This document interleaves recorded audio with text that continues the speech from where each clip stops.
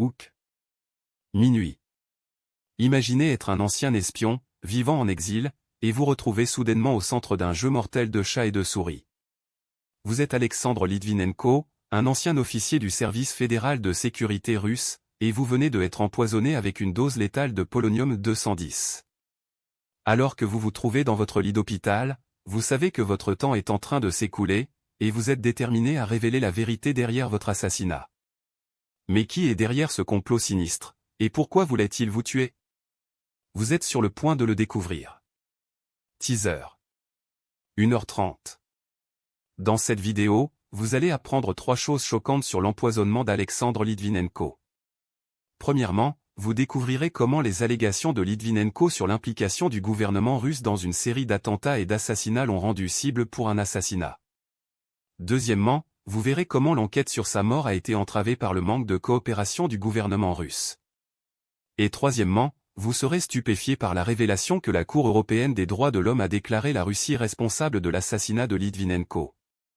Mais avant de plonger dans l'histoire, n'oubliez pas de vous abonner à notre chaîne pour plus de contenu de crimes véritables. Chapitre 1, la victime arrière-plan. 2 heures.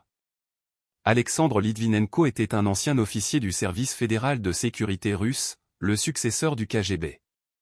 Il est né en 1962 à Voronezh, en Russie, et a rejoint l'armée soviétique à l'âge de 18 ans. Litvinenko a rapidement gravi les échelons, devenant membre de l'unité spéciale d'élite, le Spetsnaz. Cependant, sa carrière a pris un tournant dramatique en 1998, lorsqu'il et plusieurs autres officiers ont accusé leur supérieur d'avoir ordonné de tuer l'homme d'affaires russe Boris Berezovsky.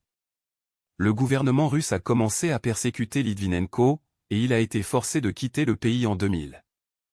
Il a reçu l'asile politique au Royaume-Uni et a commencé à travailler avec les services de renseignement britanniques et espagnols, partageant des informations sur la mafia russe en Europe et ses liens avec le gouvernement russe. Mais alors qu'il s'est immergé plus profondément dans le monde de l'espionnage, Litvinenko a fait des ennemis puissants.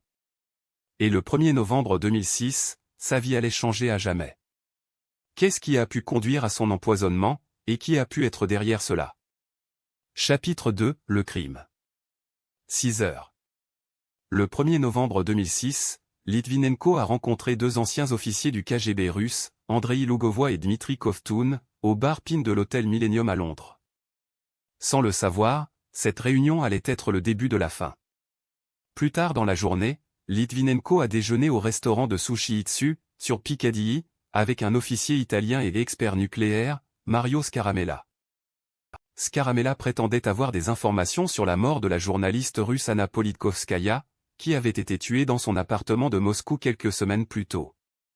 Alors que Litvinenko commençait à se sentir mal, il a réalisé qu'il avait été empoisonné.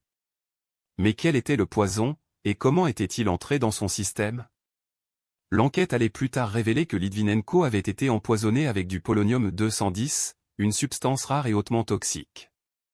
Mais comment le poison est-il entré dans son thé, et qui était derrière le complot sinistre? Prenez un moment pour commenter ci-dessous avec votre théorie avant de continuer. Chapitre 3, l'enquête.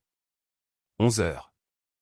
Alors que l'état de Litvinenko empirait, il a été transféré à l'hôpital universitaire de Londres pour des soins intensifs.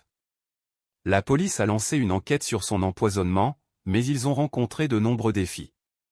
Le gouvernement russe a refusé de coopérer, et le poison utilisé était si rare qu'il était difficile à détecter.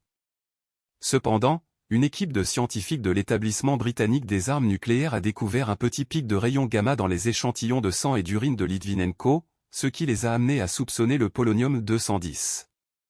Des tests supplémentaires ont confirmé la présence du poison, mais la question restait: qui l'avait administré? L'enquête allait mener à plusieurs suspects, notamment Andrei Lugovoy et Dmitri Kovtun, mais le manque de coopération du gouvernement russe allait entraver les progrès de l'enquête.